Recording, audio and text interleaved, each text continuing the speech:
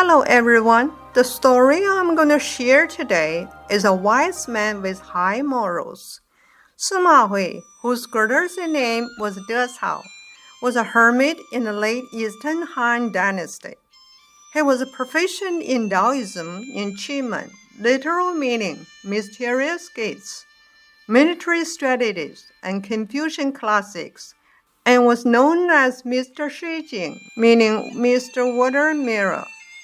He was knowledgeable and had extraordinary talents, but he lived in seclusion in the mountains, indulging himself in the mountains and along the rivers, while leading a life of joy in harmony with nature.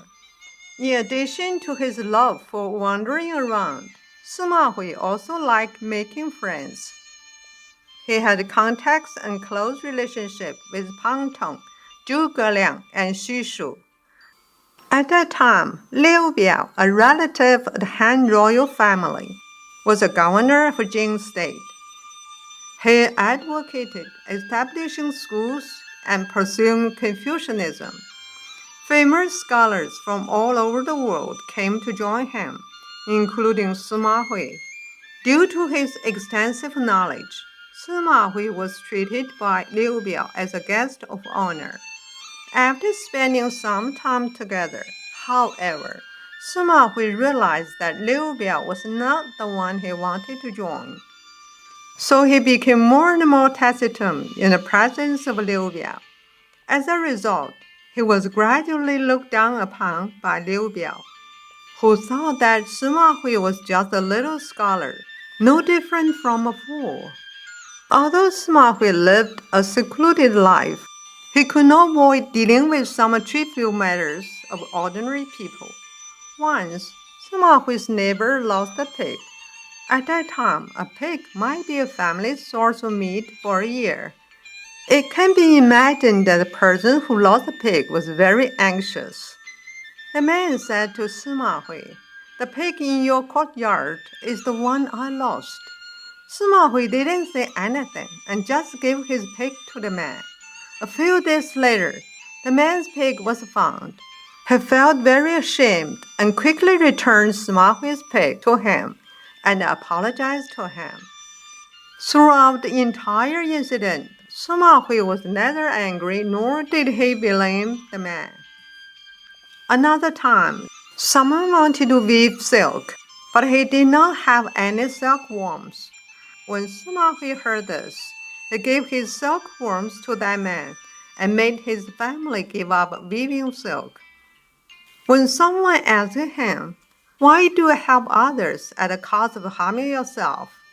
Sima Hui said, "He needed silk quickly, and I do not need it right now. So I gave him what I had because I know he needed it." Someone else asked, "Why did you do that?"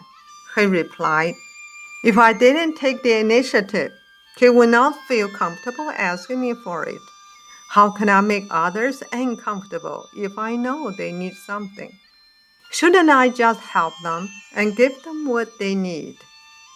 Sima Hui's noble morals were discovered by Liu Bei, who also lived in Jing state at that time. Liu Bei was also well known as one of the high morals, and thus won the favor of Sima Hui.